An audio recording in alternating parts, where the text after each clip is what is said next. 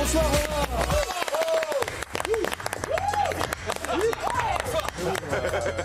Vous êtes de sa famille ou quoi? Parce que... non mais en plus, il n'y a pas besoin de ça, je suis déjà bien excité parce que je sais que le sujet va prendre. Mais vous non plus... Je parle du sujet. D'accord. Il va prendre. C'est étonnant ce qui se passe dans cette émission. Je sais que, on va dire que je vais me faire bien attaquer dès la fin de sa chronique, enfin de cette chronique plutôt, comme Kylian Mbappé finalement, mais moi je suis là pour défendre les opprimés comme Kylian Mbappé. Et je vais le défendre aujourd'hui parce que sa petite escapade du week-end en Italie déchaîne les passions. Il était en Sardaigne avec sa compagne Esther Exposito, qui est donc une mannequin et actrice espagnole. Et pour tout un tas de raisons, eh bien, l'attaquant du Real Madrid, il fait face à un torrent de critiques. Et ça va quand même assez loin, très loin même. Et nous, on va vous montrer pourquoi ça devient de l'acharnement. Et oui, pour une fois, on va défendre le capitaine des Bleus. Il faut sauver le soldat Kylian. Peut-être que sa maman vous applaudira tout à l'heure. Bien sûr. Et comme toujours, évidemment, les médias espagnols, peu dans la demi-mesure, se régalent. Ah ben ils en font leur chou gras, clairement. Je sais que vous aimez beaucoup ce genre Les choux gras, d'expression oui, j'adore ça. que j'utilise. Et évidemment, notre émission préférée, c'est El Chiringuito. Mbappé puede hacer lo que quiera en su tiempo libre, solo faltaría, ¿no? Pero está lesionado. El Barça puede ser campeón el domingo en el Clásico y el Madrid ha hecho una temporada lamentable. Es cuestión de imagen, cuestión de sensibilidad. Empezamos. Eh bien, commençons, mon cher Josep Pedrerol. Et on va commencer par rappeler que notre Kix national était dans son bon droit.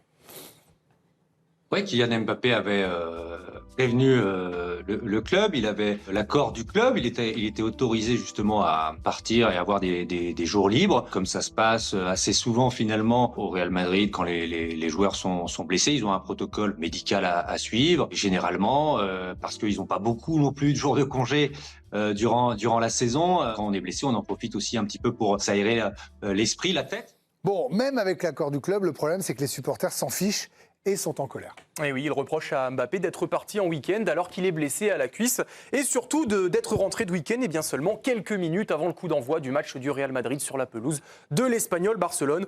Grosso modo, il lui reproche bien de s'en cogner tout simplement de son équipe et d'être individualiste. Ils sont tellement en rage les supporters que depuis dimanche, ils inondent les réseaux sociaux madrilènes de cette photo. Mbappé fuera, ça veut dire Mbappé dehors, même quand la publication n'a rien à voir avec lui d'ailleurs. Et en Espagne, sur les plateaux télé aussi, il se fait démolir dans tous les sens. Que acabáis de perder la Liga y la estáis perdiendo en nuestra cara del Barça y se está riendo de vosotros porque él tendría que ejercer como líder. Tiene ya 28 años, ¿no? Digo, ya dejó de tener 23 hace tiempo. Digo, en algún momento que se dé cuenta que tiene 28. Por claro, eso. Y que está en Real Madrid. Que Mbappé está cometiendo el error de que no sabe lo que significa el Real Madrid, que es el club más seguido del mundo, que es el club más televisado del mundo. Es un estorbo, Kylian Mbappé lo está. Cada vez se nota más. Mbappé está por encima de todo ya. Con 2 añitos, que no ha ganado nada, está por encima de todos. Yo, Juanma Rodríguez Cortés, el apellido de mi madre. Yo quiero vender a Mbappé. ¿Qué pasa? ¿Que esto es que vais a apretar un botón eyector y voy a salir volando por el aire por decir esto? ¿Qué pasa? ¿Que en este país se puede hablar de todo menos de Kylian Mbappé? Et évidemment, en Catalogne aussi, on a sorti le popcorn, comme dans cette émission. Mais en Catalogne, ils se régalent. Bon, déjà, il y a les supporters Blaugrana qui mettent des messages sur les réseaux pour dire qu'ils veulent que Mbappé reste à Madrid. Et puis, il y a les journaux catalans comme Mundo Deportivo qui font leur une dessus aussi. Mundo Deportivo qui parle de poudrière blanche. C'est toujours important, évidemment, d'enfoncer le rival quand il y a un classico qui arrive dimanche. Et c'est pas fini parce que la grande nouveauté du jour, toujours plus loin dans l'excès, c'est cette pétition lancée par des supporters du Real pour exiger le départ de l'attaquant français. Et vers 17h, il y avait plus de 1 million de signatures. Bon, il y a quand même 2 choses à dire par rapport à cette pétition, c'est assez important. Je suis allé sur le site de cette pétition. Déjà, c'est quand même très facile de signer. C'est-à-dire que j'ai cliqué sur un bouton un peu sans faire exprès, j'ai signé la pétition. Ouais. Déjà, pour commencer. Non, mais il n'y a même pas de coordonnées. Alors, donc, vous venez le défendre, mais vous signez la pétition. Vous êtes une ordure. J'ai été signé l'autre pétition parce qu'il y en a une pour qui reste aussi, donc j'ai compensé un peu. Non, mais tout ça pour dire que c'est très facile. Il n'y a même pas de coordonnées à rentrer. Et il y a certains tweetos qui ont aussi prouvé, enfin, qui ont essayé de montrer en tout cas que la pétition elle avait été générée avec un code automatique pour qu'il y ait des signatures en continu.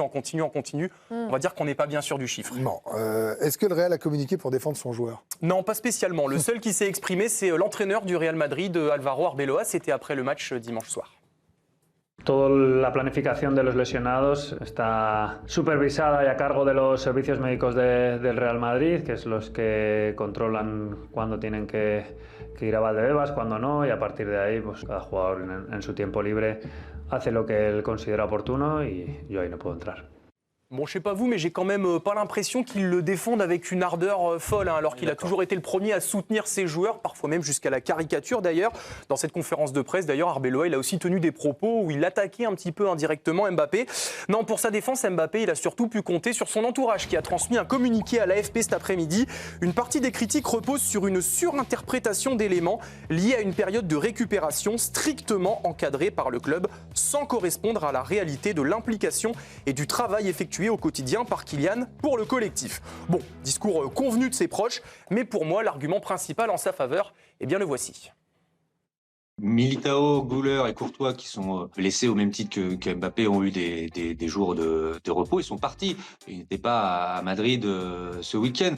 Ce qui est finalement très classique et très fréquent quand les joueurs madrilènes sont blessés. Voilà, et est-ce qu'on a lu, entendu ou vu des critiques sur ces trois-là? Eh ben non, pas du tout. Peut-être parce qu'ils ont été plus discrets et malins que Mbappé, peut-être parce qu'ils n'ont pas été suivis par des paparazzi, ou alors peut-être tout simplement parce qu'ils ne sont pas Mbappé. Yo insisto que esto es porque es Mbappé, que hay jugadores lesionados como Mbappé que han tenido el fin de semana libre y de los que no hemos sabido nada. De Courtois no sabemos nada, de Rodrigo Góes no sabemos nada, de Militao no sabemos nada. Sí, porque no son Mbappé, simplemente. Bueno, ya... Et personne ne le défend à cause de ses performances sur le terrain cette saison, j'imagine? Bah ça dépend en fait. On va dire qu'il y a un peu deux écoles. Il y a ceux qui disent la saison du Real Madrid est pourrie, mais ce serait encore pire sans lui. On rappelle que Mbappé a inscrit 41 buts avec les merengues cette saison. En Liga, il pèse 34% des buts de son équipe. En Ligue des Champions, ça monte à 45%. C'est quand même très élevé. Mais de l'autre côté, on a ceux qui disent que le Real gagnait quand il n'était pas là et que peut-être que le Real Madrid est meilleur sans lui. Et certains chiffres leur donnent un petit peu raison parce que les Madrilènes ont une meilleure moyenne de points par match sans lui. Ça se joue à pas grand-chose, mais c'est supérieur. Et il marque plus de buts aussi par match sans lui, aussi surprenant que ça puisse paraître. Après, de toute façon, toutes les stars sont critiquées à Madrid. Et même celles qui ont gagné, on écoute Andrés Ondrubia Ramos, il est correspondant à Paris pour AS et la Cadena Ser. Par exemple, je me souviens de Benzema, qui a fait une saison un peu irrégulière et tout le monde a demandé à Florentino de laisser-le partir. Même Gareth Bale, qui a fait l'histoire du Real Madrid, il a été très important dans les 3 Ligues des Champions consécutives. Il était ciblé pour les médias espagnols. Voilà, on rappelle quand même que Benzema et Bale, c'est 5 Ligues des Champions chacun avec le Real Madrid. On souhaite évidemment la même chose à Kylian Mbappé dans la capitale espagnole. Alors oui, il a des torts, oui, il a des défauts, mais il est surtout en train de servir de bouc émissaire à la saison sans titre majeur du Real Madrid. Les critiques sur cette affaire vont, à mon sens, vraiment trop loin. Mais surtout, Kylian, écoute bien ces critiques, retiens-les, mais prends du bon temps et rendez-vous à la Coupe du Monde. Merci Romain, merci Arthur. Baptiste était là avec vous. Pierre, eh ben, merci mon Pierrot. Là, il y a beaucoup de choses à dire. Je vous voyais très attentif à tout ça parce que hier, on a commencé à amorcer le sujet pendant le foutoir et Jérôme, qui était téléspectateur hier, m'a dit « Oh là là, c'est monté crescendo ». Vous avez bien connu évidemment le Paris Saint-Germain, aussi Mbappé. Qu'est-ce que vous pensez de ça? Est-ce qu'il a l'autorisation? Il fait ce qu'il veut, mais voilà, c'est une superstar. C'est pas une star, hein. C'est une superstar. Et donc, en fait, sa vie privée ne lui appartient même plus. Ou alors, bah non, fallait rester. Le constat que vous dressez, il est hyper triste, je trouve. C'est la vie des superstars. Hein. Mais il est hyper cynique parce que c'est une superstar, mais c'est un humain, en fait. Non, mais c'est vrai que c'est une anomalie dans le Il a voulu tout ça aussi. Alors, il l'a voulu. C'est vrai que moi, j'ai connu le joueur et l'homme que j'ai côtoyé, c'est vrai, au Paris Saint-Germain. Et Kylian Mbappé, c'est un monstre de travail. Il y a quelque chose qu'on ne peut pas lui reprocher, c'est son professionnalisme de tous les instants. Donc, je pense que le communiqué qui a été transmis par l'AFP est assez fidèle à la personne qu'il est. Après, il a des défauts. Et ils ont été mis en exergue, notamment par le storytelling qu'il a lui-même installé, c'est-à-dire le côté un peu moralisateur, se mettre en exemple, etc. Et moi-même, je l'ai souvent fustigé de par ce qu'il faisait pas sur le terrain, de par ce qu'il faisait trop dans les médias ou par ce qui diffusait autour de lui, le bien manger, bien dormir, etc. Voilà, c'était l'apôtre de finalement être le gars réglo, quoi. Donc quand on l'est pas, on récolte un peu ce qu'on sème. Ça, c'est vrai. Après, une fois qu'on a dit ça, moi, je pense toujours au côté humain et à la santé mentale quand même des joueurs qu'il y a derrière. Et là, je pense que ça va trop loin. Je pense que si encore il s'était disputé au Bernabéu, ce fameux match qu'il a raté, mais c'est à l'extérieur. C'est pas une anomalie qu'un joueur n'y soit pas. Il a une copine, ça reste un jeune homme, il a le droit d'être avec elle. Et en fait, j'ai l'impression que là, on cherche tout et n'importe quoi maintenant pour le faire De toute façon, il faut un dégoupiller. bouc émissaire, il l'a dit.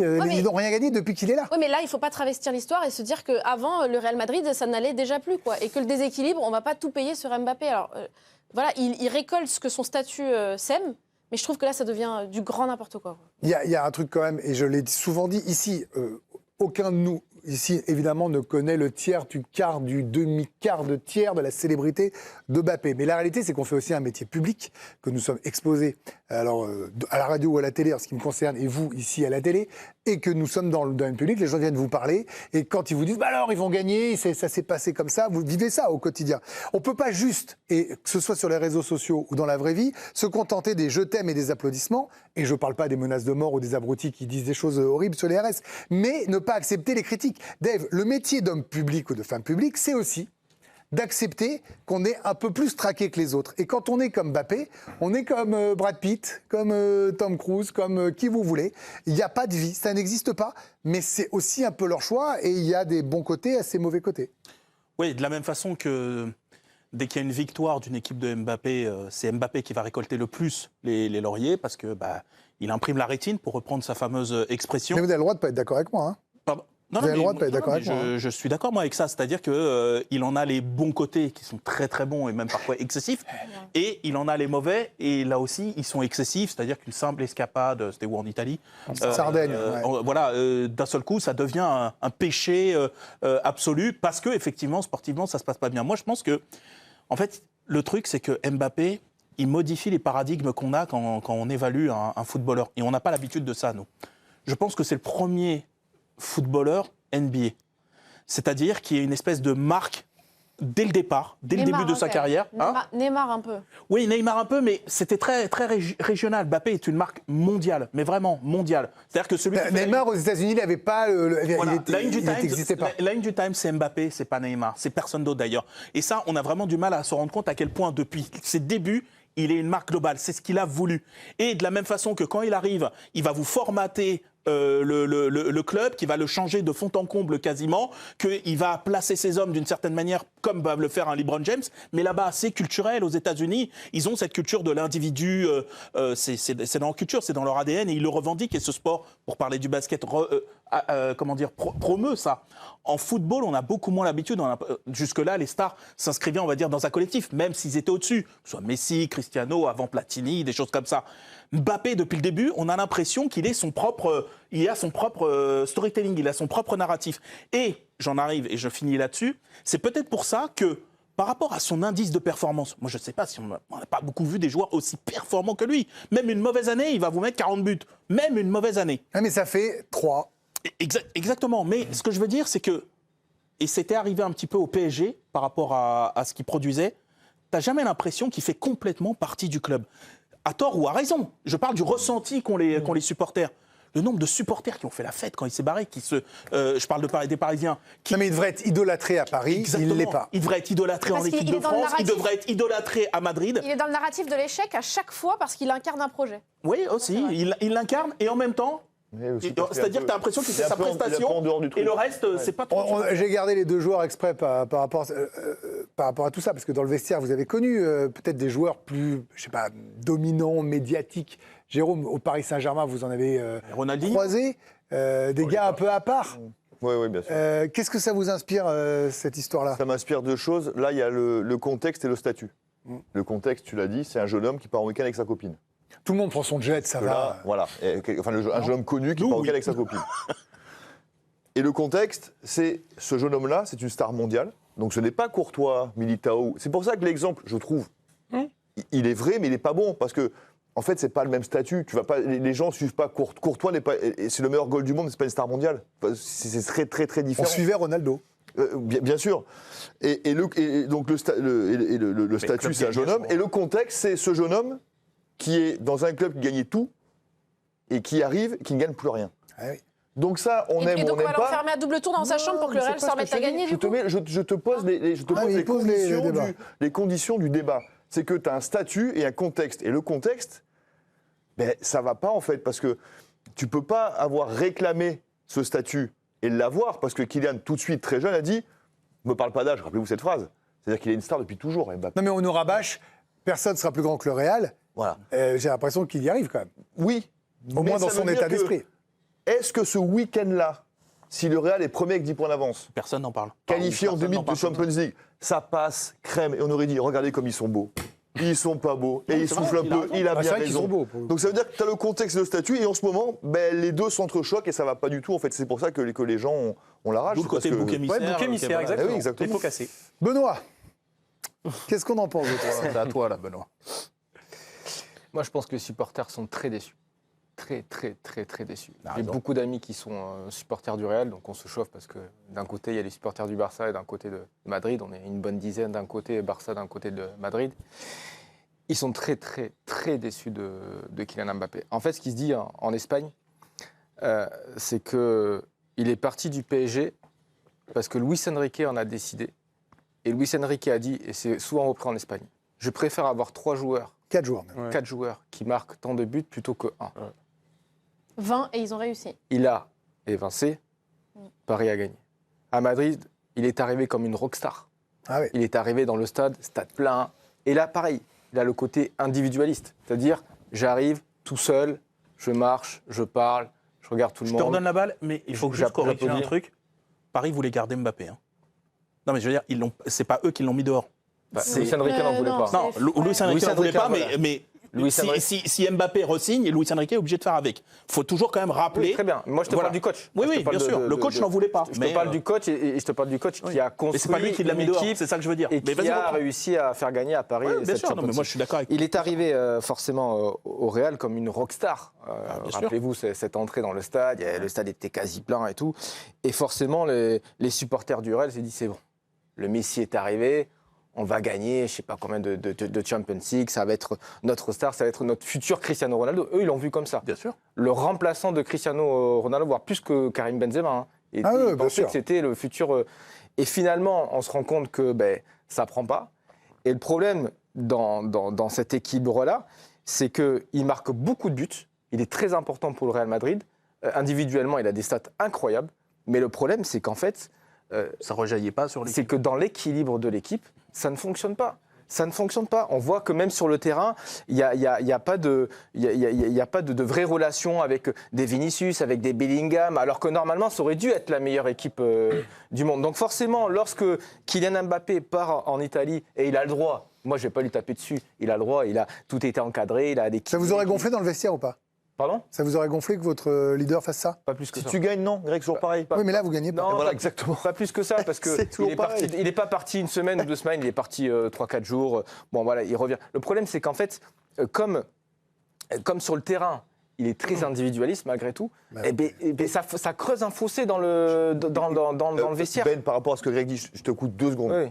Tu me parlais de Ronaldinho. Non, mais il a fini là. Ronaldinho, super mec. Moi, c'était vraiment un ami, super mec, joueur pour moi, pour nous, génial. Mais Ronny, les gens oublient qu'on n'a rien gagné avec lui. Et que quand le dernier quand le dernier Noël, il arrive avec 4 jours de retard, donc, au début, ça nous faisait marrer. Après. Mais quand on est 8e au classement et qu'on est plus machin, on lui dit dis-moi Coco, t'es bien gentil.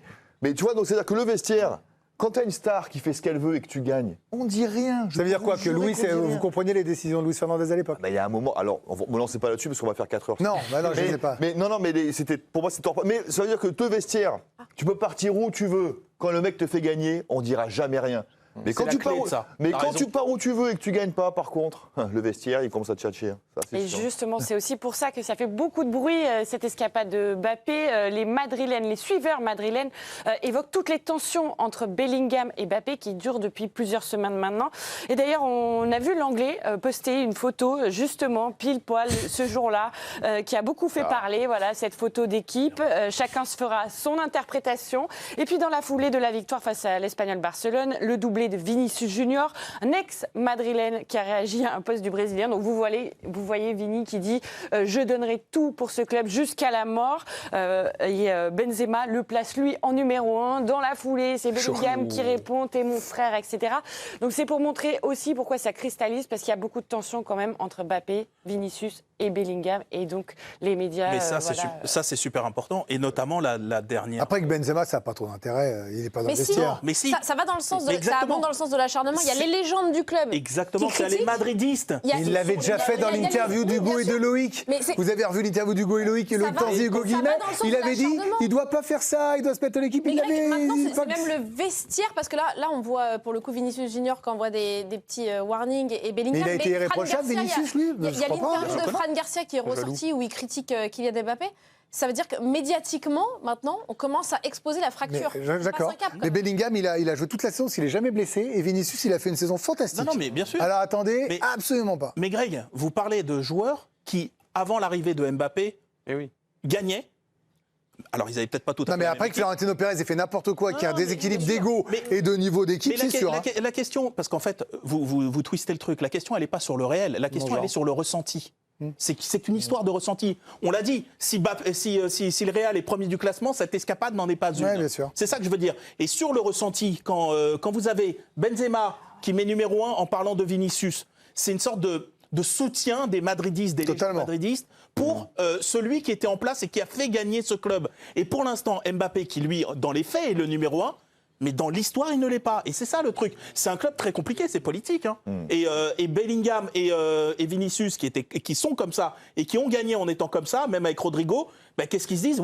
L'autre que nous a ramené, il ne nous fait pas gagner non plus. Après, Benzema, Mbappé, c'était pas les pires ennemis, c'était pas la F1 et les cartes, mais c'était pas l'entente absolue, quoi. Voilà, je veux dire, ils ont gagné une Ligue des Nations, c'était cool, mais bon, voilà, chacun a fait la fête ailleurs. Karim Benzema, elle est quand même très forte, comme tu dis. C'est que le premier épisode, on suivra la suite. C'est quand même assez...